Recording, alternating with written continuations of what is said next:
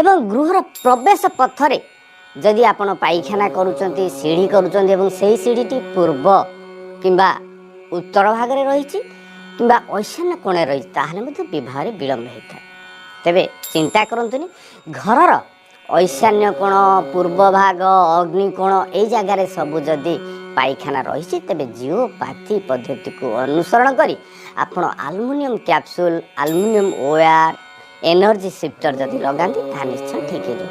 ଯଦି ପ୍ରବେଶ ପଥରେ ସିଢ଼ି ରହିଯାଇଛି, ତେବେ ଚିନ୍ତା କରନ୍ତୁନି, ସିଢ଼ିର ତଳେ 3 ମ୍ୟାକ୍ସ ଯଦି ଲଗେଇଦେବେ ଜିଓପାଥି ପଦ୍ଧତିକୁ ଅନୁସରଣ କରି, ତାହା ମଧ୍ୟ ସମ୍ପୂର୍ଣ୍ଣ ଠିକ୍ ହେଇଯିବ।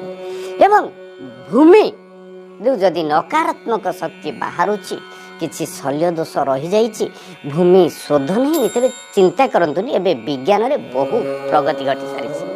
ଆମେ ସେଇ ଭୂମିରେ ଯଦି